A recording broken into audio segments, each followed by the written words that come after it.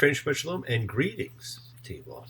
Hope you all had an awesome 10 days of awe. It was very different for so many of you. For some it was an easy adjustment, for others a very difficult one. You've been sealed in the book of life, and you've spent the immediate days following Yom Kippur building your sukkot, your portable huts, as that's the holiday we now enter on the 15th of Tishrei, or the full moon. Sukkot is one of the three gathering festivals that's called for. It entails building a hut or a booth or a sukkot, a sukkah, and spending the week dining and sleeping in it. And just as it's a festival of gathering, we gather weekly as a group of like-minded, like-souled followers seeking unification of spirit. People who just love, the coming together of the collective consciousness, the human thing, of seekers who come together showing a faith of love, a community, a chavura fellowship, as we express our nature of kindness, compassion, thoughts, feelings, hopes, dreams, and wishes that unites us all in this house of spirit, Beth Ruach. So once again, please do go ahead and invite everybody, physically, psychically, digitally, socially, anti-socially, emotionally or spiritually, to gather and share from Psalm 133, the Hine Matov, come together. Hine Matov, Shebetechi Gam Yachad, Hine Matov, Shebetechi Gam Yachad. How good and pleasant it is for brothers and sisters together. Community, community, community, together. And as a community, let's all spread love, goodwill, and fellowship to the world, my friends. Remember, this is your setting aside just a little bit of sacred time in your sacred space to honor and converse with whoever, whatever you happen to believe in. We all believe in something. It's a part of your Kavanah, your intention, that you put out to the universe. So let's send some of that goodwill out to invoke healing and renewal for everybody you know. It floats through space, finding those in need. So send it out. For those you know, for the souls and spirits of everybody you love. Think of whoever that needs healing and renewal and love, or just goodwill. Focus on them. Call their names. It's not just for people. It's for our pets. It's for the earth. It is the healing of the world, the tikkun olam. It's part of our spiritual genetic makeup.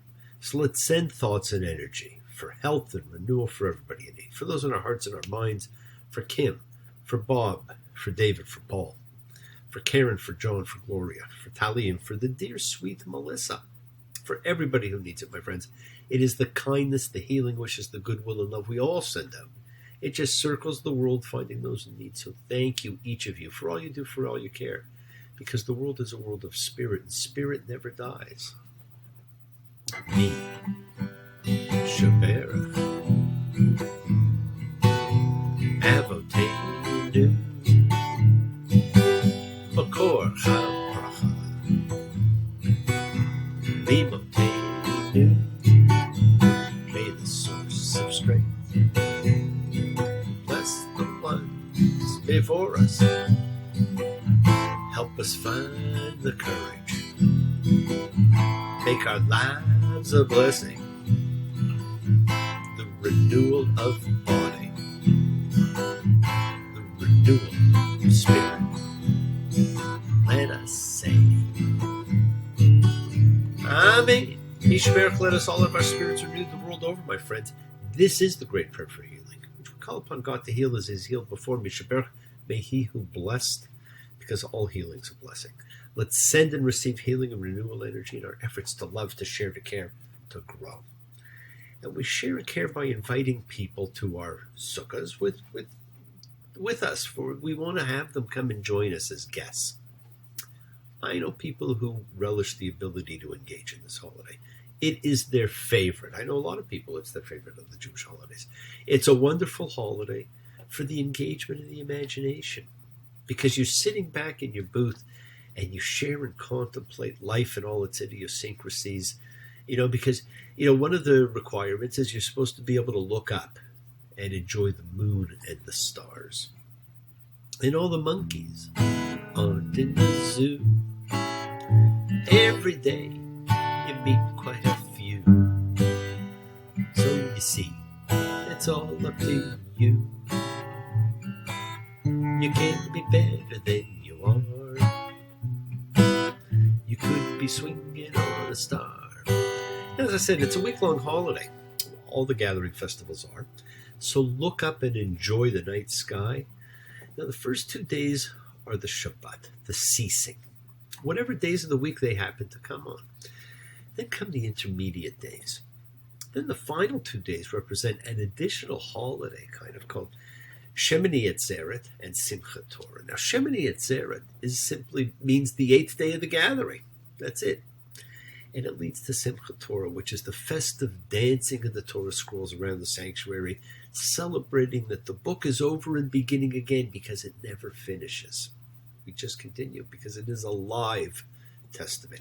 Now, only in the diaspora are they separate days, and you can celebrate them as one if you want.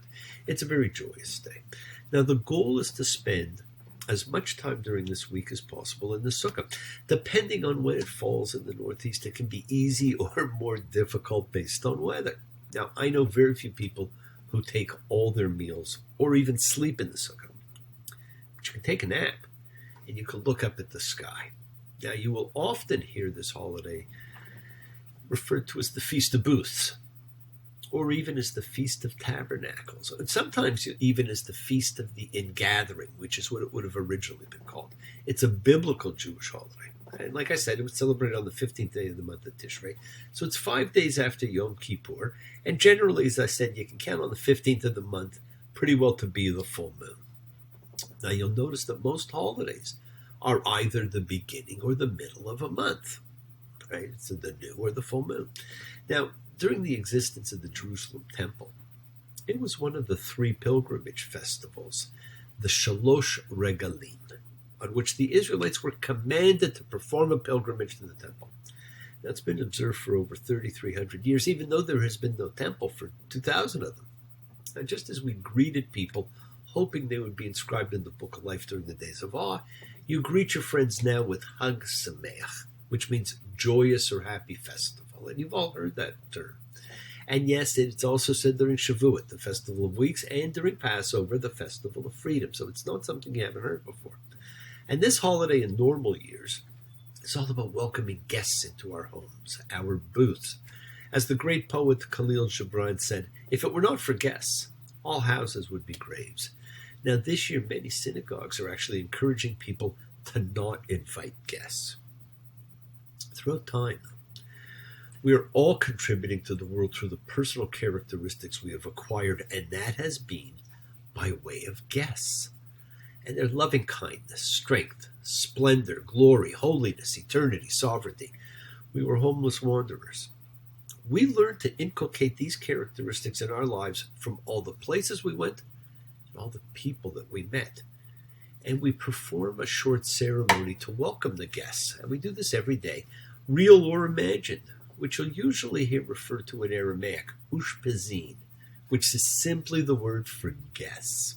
Now, on the first day we say, I invite to my meal the exalted guests, Abraham, Isaac, Jacob, Joseph, Moses, Aaron, and David.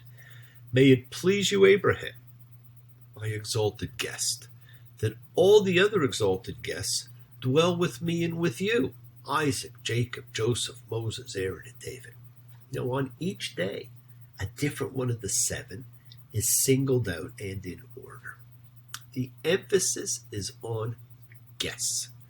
And you kind of get bonus points for inviting people who've never been to a sukkah before.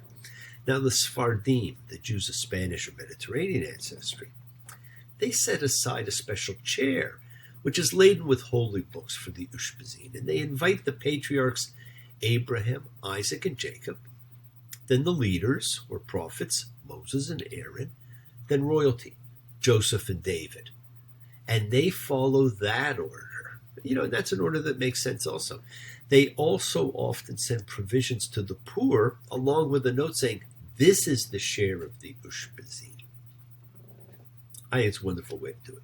Now, recently it's become popular in some circles to invite matriarchs and all the other important women of Israel. And they would be Sarah, Rachel, Rebecca, Leah, Miriam, Abigail, and Esther. And they would either be paired with the men or be welcomed on their own. Now, I know you know all but one of the names, and that's Abigail. Abigail was one of the wives of David and considered one of the four most beautiful women in the world and one of the 7 Jewish women prophets. Now, I know most of you can only think of Miriam as a female prophet, but there were others: Sarah, Miriam, Devorah, Hannah, Abigail, Huldah, and Esther. Yes, the Esther who wrote the book of Esther. And the women, dancing with their timbrels, followed Miriam as she sang her song. Sing a song to the one we've exalted. Miriam and the women dance the whole night long. 7 women prophets. Now, each of the original guests in his wanderings contributed to the world through a respective personal characteristic, which I mentioned before: loving kindness, strength, splendor, glory, holiness, eternity, sovereignty. Reflecting the periods of homelessness and wandering in their lives, our temporary dwellings, which is what this is, can inspire us to emulate the benefits that they brought to the world and that we've taken on as our own. On each day of the holiday, it's mandatory to perform a waving ceremony with the 4 species. You hold them together and you shake them. And these 4 species of plants, right, known as the arboretum, consist of palm, myrtle, and willow, which form the lulav, together with the citron, the etrog. Now, of course, there are theories as to why each of these species was selected. And, one of these theories, fantastic, it suggests they represent the makeup of man, and another suggests they represent the characteristics of man. So the palm branch, the nice tall one, refers to the backbone of man, and it stands for uprightness. It can produce tasty fruit, but it has no scent. And so it represents those who have knowledge of the law, but lack in performance. Now, the myrtle leaf corresponds to the eyes, and it signifies enlightenment. It has a strong scent, but no taste. And so it would represent those who perform good deeds, but actually have little knowledge of spiritual law. The willow represents the lips, which is our service of prayer. It has neither taste nor scent, and it represents those who have no knowledge of spiritual law and perform no good whatsoever. And the etrog refers to the heart, the place of understanding wisdom. It has both a pleasing taste and a pleasing scent. Some people might not think it's such a pleasing taste. And it represents people who have achieved knowledge of spiritual law and perform good deeds or mitzvot. Now, your goal is to be the etrog, right? Which has everything. But if you can't be governed by spiritual law and the power to good, then be the myrtle. Because regardless of your level of spiritual knowledge, you can open your heart and do good, because you can always then learn the law. Now, we bring all 4 of these types together to remind us that every one of these people is important and that we must all be united. Now, each day of the holiday of Sukkot, we move these 4 species, the lulav and etrog, 3 times in each of 6 directions. And it's done immediately after reciting a specific blessing. Now, many do this by turning around while extending the 4 species in each direction: eastward, southward, westward, northward, then facing east and reaching upwards and downwards. Now, according to the Kabbalistic explanation, which was taught by Rabbi Isaac Luria, known as the Ari, we don't actually turn in each direction. Instead, we face eastward the entire time, and we extend the species southward, northward, eastward, upward, downward, and westward. And after each movement, the lulav and etrog are brought towards the heart. It's kind of like fishing, right? Each time the motion of shaking would be casting and then drawing into you. Reach and draw in. Reach and draw in. Reach and draw in. Now, the Arizal explained that the 6 directions represent the 6 emotions found within the tree of life. The south is kindness, which is chesed. The north is discipline, which is gevurah. The east is harmony, which is tifereth. Up is perseverance, which is netzach. Down is submission, which is hod. West is connection, which is yesod. And bringing the four species towards the heart, right, which we do after we cast and draw back, is malchut. And we commence this with a blessing. Baruch atah Adonai Eloheinu melech haolam, asher kitshanu b'mitzvotav v'tzivanu al netilat lulav. Blessed are you, Lord our God, King of the universe, who has sanctified us with his commandments and commanded us concerning the waving of the lulav. And on the first day of waving, you add in another prayer, and you will often hear this prayer said during weddings and other important occasions. Baruch atah Adonai Eloheinu melech haolam, shehachiyenu v'kiyamenu v'higiyenu lazman hazeh. Blessed are you, Lord our God, King of the universe, who has granted us life, sustenance, and permitted us to reach this time. And there are rules, of course, which I don't emphasize, and people examine the four species to see such an extent looking for the perfect ones. It's really incredible to see. You know what? I don't know that there are any perfect ones. You know, it's find the ones you like.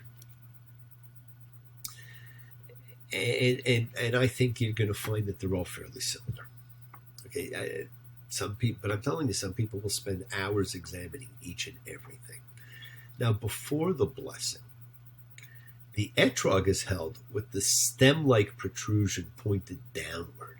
After the blessing, it's inverted so that, the protrusion, which is known as the pitum, faces up. At this point, you shake the lulav and etrog, together. And you do it in the following manner. Like you stand east, you hold the lulav out to the east in front of you, and you shake it 3 times. Right? Shake and cast and draw back, cast and draw back. You repeat the same motion 3 times, and you do it to the right, which is south. You do it over your shoulder, which is west, to the north, which is, on your left. You raise it above you, you lower it down below you. And all of these should be done slowly and deliberately, concentrating on the intentions of the act and what you're trying to put out. Now, there's also a chant of praise which comes from the Psalm 113 to 118, actually, and it's known as the Hallel. And that calls for praise and thanks to God. And that's said quite often. It's said at Passover also. And the lulav is also waved during Hallel, while you say, Hodu l'Adonai ki tov ki leolam chasto. Give thanks to the Lord, for he is good, for his loving kindness endures forever. And that comes directly from Psalm 118. And again, you do specified motions for each of the words, right? So you're standing, facing forward to the east, and you shake for Hodu to the east.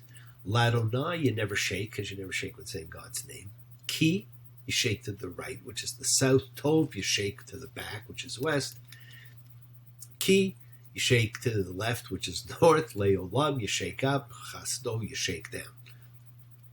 Right? It's quite the ritual, but it's a fantastic thing to do, and everybody loves the casting of the lulav and etrog. So yes, my friends, the world is sacred, and so's everything in it. Express your gratitude, light a candle, make a wish. Celebrate your lives and the lives of those you love. Share your feelings with them. Live free, be free, honor your freedom, be well, be happy, be blessed. Share it, honor the light, and all who live in the light, and continue to shine. Continue to send everybody you know goodwill and love. Pray for peace and freedom for everyone, and end to terror and hatred. Remember, friends, we're a community. We learn together. We celebrate each other. We love each other. We share this ride together, men and women equally. Let's send out love, not fear. Send out peace, harmony, goodwill, and healing to all who need it. And please do learn to forgive and learn to love, including yourself. Open your hearts. Honor the relationships of your life. Tell those you love that you love them. Take advantage of the time you have. Enjoy the journey. We take the twists and turns and the patterns that weave through the fabric of our lives in our effort to grow, to learn, to be, to love. So please do love. Now, bless you all. Have a fantastic week. A week of love and light, a week of peace, a week of miracles. Examine your intentions. Use them to imprint your will on the universe, because we set in motion everything that happens. It's our intention, our kavana, our cause, our effect. It's all linked. And now, as I've said, you always have time to forgive and to be forgiven. We just celebrated that. And it doesn't end there. You can do it all year because you have the knowledge of what is good and bad. So acknowledge what you've done wrong to yourself, to God, and to any person you've wronged. Ask forgiveness. And always do it with sincerity, with accountability, with vulnerability. Forgive those you've hurt. Learn to be forgiving and compassionate, because the secret of forgiveness, compassion, and peace is in acceptance. Can you accept yourself, other people in the world, just as they are? Can you accept life just as it is without trying to control it? If you do, you can experience the peace that acceptance brings. So do not stop your journey. Don't stop moving towards your promised land, your home. It's there waiting for you. So keep on dreaming, keep on being, keep sharing, keep shining, keep teaching, keep spreading joy and goodwill. Do not follow fear, follow love. It's always in front of you. And remember to have faith, an unwavering adherence in principle, just as I have faith in the principle of love in all of you. Act with purity of heart and mind. Despise none, defraud none, hate none. Cherish everybody, honor every child of God, every creature of the earth. May all people know peace this year. May you nurture kindness and love everywhere you go, and work to be present in the body. Expand your heart, quiet your mind, because the deepest source of real power, it lies in your consciousness, in your ability to be mindful, to be aware, to be present and congruent in all of life's circumstances. Right? You don't have to be different people, just be you. Make the most of your time in this life. Continue to touch and transform lives around you. You're never alone. You're forever blessed and have the ability to bring blessing to everybody you meet, health, love, and renewal to everybody you come across. We're all energy. Energy cannot be destroyed. It can only be transformed. Your words are your power to transform, to love, to bless. So be generous. Bless others and bless yourself. Love with the heart, because we're all part of a greater whole. Embrace love, not fear, forgiveness, not anger, and be there for someone, because someone will always be there for you, whether you know it or not. Continue to explore faith and belief, what they mean to you. Never accept shame as a natural state. Whatever you feel others have felt, whatever you've experienced, others have too. We share together, we learn together, we help each other. We are each of us trying to find love and acceptance and support. We all have or could have a special someone in our lives, so find them. Tell them what they mean, and remember, you're never alone on your journey to your promised land. Watch your words. They hurt you, they heal you, they imprison you, and they free you. Keep forgiving those you need to forgive. It's so important to do. And keep asking forgiveness from those you need to ask forgiveness of. And remember, you're going to be spending a week now in your hut fishing with the lulav and etrog. There were two old middle-aged men. They were sitting in the corner bar. They were lying about what wonderful lovers they are, bending each other's ears, bending their elbows too, holding their arms apart, the way that fishermen do, singing you should have seen the one that got away. Oh, you should have seen the one that got away. Now, have a fantastic sukkot, everybody. Enjoy the sky. Invite a guest. Shake the sticks. Shabbat shalom and blessings to you all. We'll see you again real soon. Take care.